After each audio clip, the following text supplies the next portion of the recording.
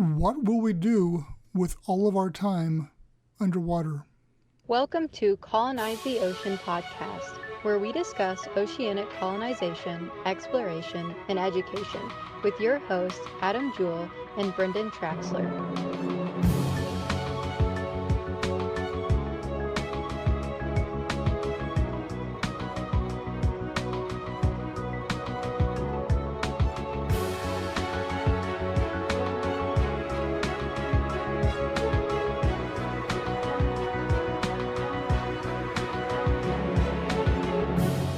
So we all have hobbies. We have things we enjoy doing, diversions, whether it's taking a walk, racing cars, flying a kite, I don't know. Everybody's got their own little thing they enjoy doing. And how does that translate to underwater? There's only so much we can do underwater. It's very similar to space. How do astronauts entertain themselves in their downtime, because it's very similar for us too. The difference is going to be the ease and the access of getting back to land, to go out for the night, to take a quick vacation to land, and so forth and so on. But the more we spend time underwater, the further out we end up getting, the more time will have to be spent underwater, and the more ways we're going to have to find to entertain ourselves. Now, as long as we stay in smaller underwater habitats, that's a bigger problem. I mean, yeah, you can watch TV, play video games, control ROVs looking around your habitats, play cards, you cook, different things that those work out. But beyond that, there's not much you're going to be able to do. I mean, you can get out and scuba dive around for some more healthy activities, but not until we're able to build larger sci-fi-esque habitats that, are sprawling, where you've got taller ceilings and you've got bigger areas that you're able to really, really stretch your legs, per se. Is this going to get resolved?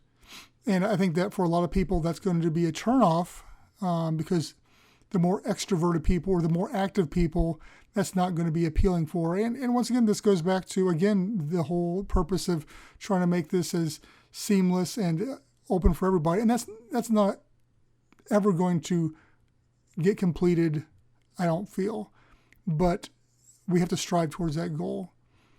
So it's one of those questions I don't have the answers to. There's a lot of things I can conjecture on here, and there's so many things with technology changing and culture changing that I just don't know.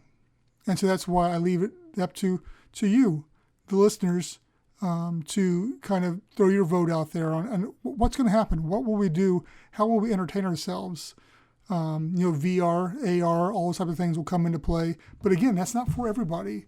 If you're an extroverted person, you're going to go stir crazy in a habitat if you can't get out and do things, especially in a smaller one. So that's why it's important that we're able to, in a timely span, grow these to larger structures so that there's more things to do, and people can come and they can enjoy them, and that we're able to build a future underwater that is enticing to everybody. I think that's a lofty goal. I think that's a long-term goal, and that's one that's probably not going to be seen in my lifetime, honestly. But until then, we're just looking next 15, 20 years, 25 years. What will we be doing? What will you be doing?